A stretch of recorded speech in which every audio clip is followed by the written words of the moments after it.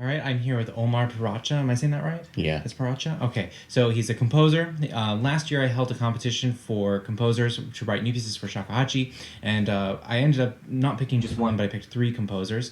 So out of this new CD that I'm doing called 2020 Bamboo, I'm having a lot of composers write me a variety of works, and hopefully I'm going to have 20 new pieces of music by the year 2020. Part of this, I wanted to interview some of the composers, the first being Mr. Omar himself. He has a very interesting work called Gankyoku, and we're going to talk a little bit about that. I have some questions for you as well, compositionally. So tell me a little bit about yourself, though, first. So where were you born and raised, and is music a part of your family? I want to know a little bit more about that. Sure. So I'm born in London, where I'm currently living, but I spent 6 years of my childhood living in Lagos in Nigeria. My parents have South Asian and Middle Eastern roots, so that flows through my blood. But in terms of an actual musical background within my family, there's very little, at least in recent generations. So it's pretty much I'm the first to be doing this prominently. Okay, and so your parents they don't have any relationship with music, or is it like they enjoy to listen to it, or were you around it as a child, or how did you really get into the classical music scene? Sure. So, I mean, my parents, they listened to music. My mum took maybe piano lessons as a child, but definitely by the time I was born, they weren't practicing in the home or listening to much classical music at all in the house. The moment I got into music, actually, is really interesting. So, when I was a kid, I used to love playing video games, and I was 9 years old, and I got a video game. It was Tony Hawk Pro Skater 4, and on the soundtrack to that game was a ton of really good rock tunes. So AC/DC's TNT was the title track, and there was some Iron Maiden on there, Yeah. and I just love some of those songs. And luckily, that's actually the same sort of music that my mom really likes listening to. So I could just start digging into her record collection and start listening to stuff. And very soon after that, I got my first guitar and started playing rock music. That's really funny because that's actually how I got into music too. Was through my sister and rock music. So that's fascinating. Now, how about the classical music scene? I know that you do lots of singing, lots of even beatboxing and vocal effects. How did all of that come into play? And Sure. also talk a little bit about getting into composing in general. Right. So it was through a love of music, of rock music, and playing guitar that I just wanted to continue studying and learning more about more kinds of music. And so quickly, especially if you study in a school curriculum, you start to learn about classical music. And composing was actually part of our curriculum even at the age of 15, 16. And as soon as I tried it, I really got hooked. Like I just really loved it. And specifically the entry point for me was harmony, believe it or not. So I was really interested, and I was doing these really crappy pastiches of romantic music and or what I thought was romantic music, but really was terrible, terrible impressions. But for me, what I loved about trying to make these pieces was discovering the harmonic trajectory and planning that out and making that happen, and how can these modulations occur in a right way. Of course, if I look back on that now, it's terrible, but that was the way in for me. Yeah, I think a lot of us, when we look back at, especially for composers, when we look back at some of our first works, we kind of cringe a little bit. But it's really wonderful to see that you grow over time, right? You don't just stay awful, and hopefully every once in a while you have a piece that you are proud of. We'll talk a little bit about the music that you created, because it's actually you halfway created it in a way, but you actually trained something else. But I wanted to ask you a little bit about approaching the shakuhachi as an instrument. What were the things that were difficult? What were the things that were fun? What made you decide, oh, here's this random shakuhachi competition for new music, I'm gonna submit something? So at the time that you made that post for the competition, I had already begun my love affair with the shakuhachi from a different perspective, because I'd started learning how to play, taking my first steps as a beginner performer. And really that happened. I was listening to a piece of music by Dai Fujikura, and I think the piece is actually called Koro Koro, which you'd know as a playing technique on the flute.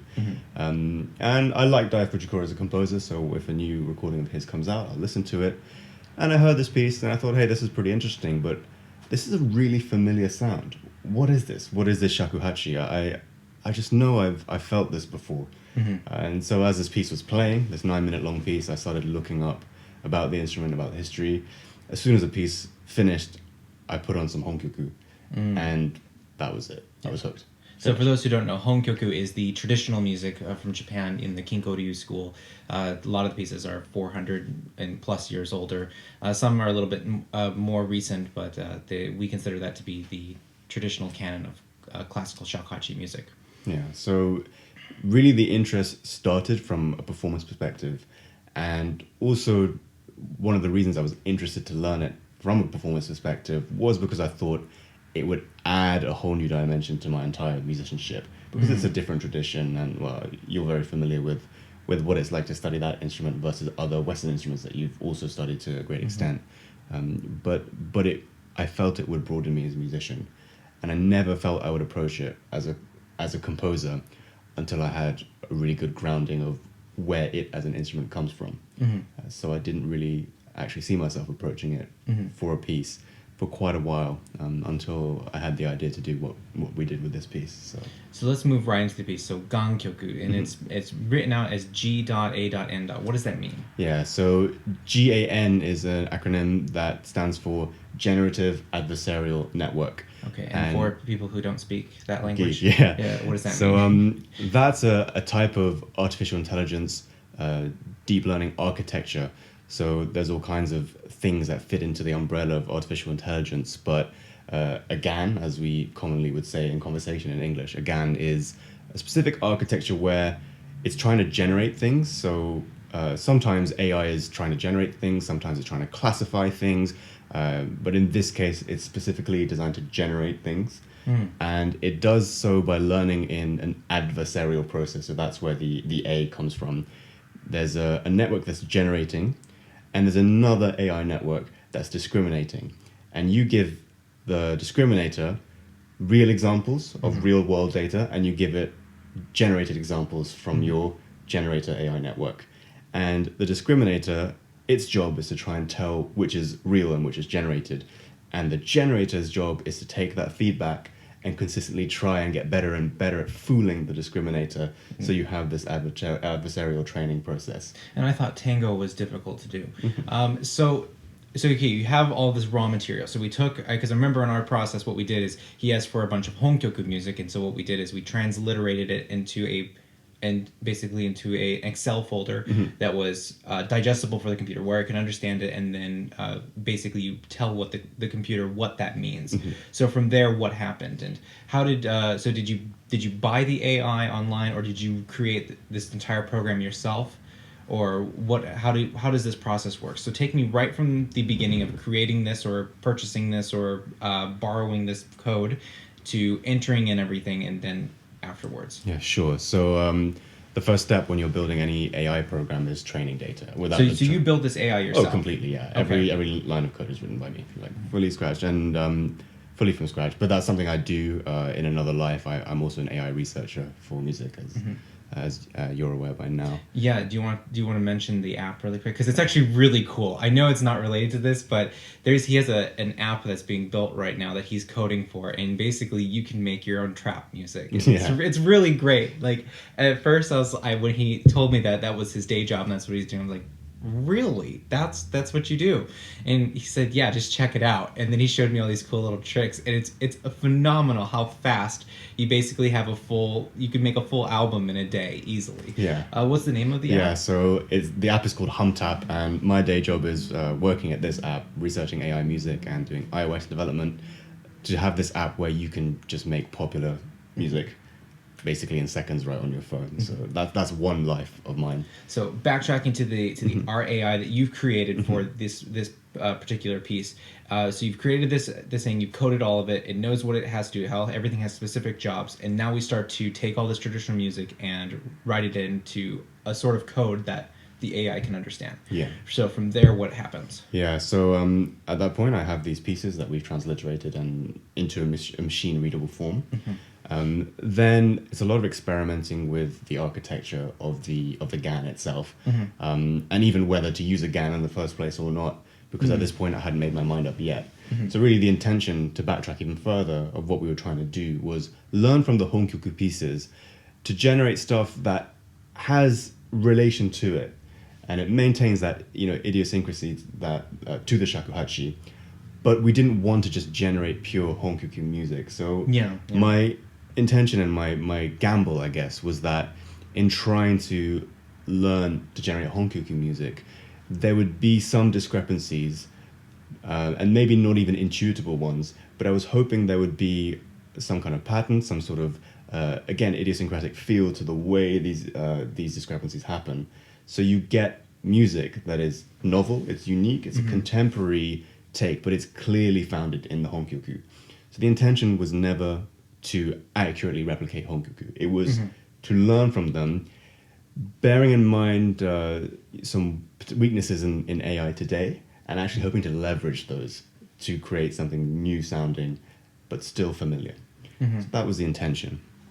So from that point, and with that intention in mind, it's a case of trying out architectures that's going to get me there. And really, it was very, very challenging to get even close.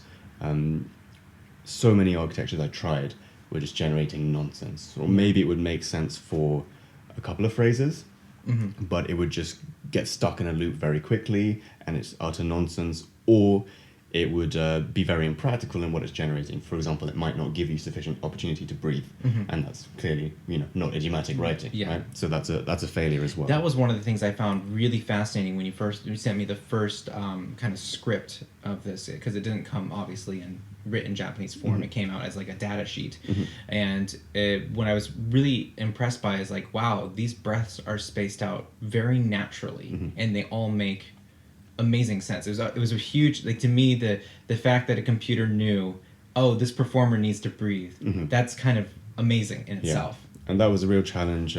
Before I sent you many examples, that wasn't the case. It wasn't generating sufficient opportunity. So how does this computer learn? How are you telling it? Like, you have to say, no, bad computer, this is not okay, and then does it say, yes sir, I understand, and I'm gonna now fix that? Yeah, it's unfortunately far less direct than that. So you have to use a lot of calculus, basically.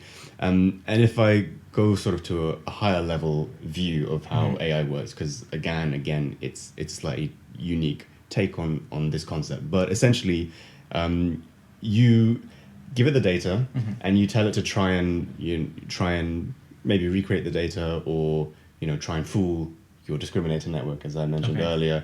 But you give it a task, and you have some way of measuring the success of that task. For example, you have a ground truth value, which is our real data that we have, right? Yeah. So if it's trying to make a copy of this data, then it's how close to the real data are these guesses. And you come up with a mathematical penalization formula to penalize wrong guesses. And over time, it kind of takes a big sum of how wrong this total guess was, and then works from there and essentially tries to minimize the wrongness. Oh, okay. Yeah. Okay. So now we have the system, it's built in, it's been trained, you told it like basically the level of weirdness, the level of wrongness that's happening, and then you just click a button? Yeah. Okay. I mean, you might remember there was one time we were having a cup of tea a couple of days ago, and I said, should I just make some more outputs? Because we weren't sure if we'd found the pieces that we wanted to record yet. Yes. So, I literally pressed the button on my computer, which ran the script to generate pieces, and this is once the network is already trained.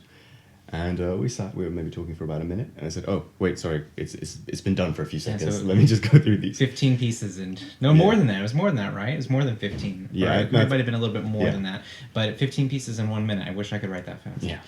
Really wish I could. Now let's talk about a little bit about the process and once it got into my hands. So what I found really interesting is that as I'm reading through the script, they have like different notes in the Japanese writing system. You can have like an u daimeri and a ru, that ru is actually like a G, and that u daimeri is also a G. So it's almost like a repetition.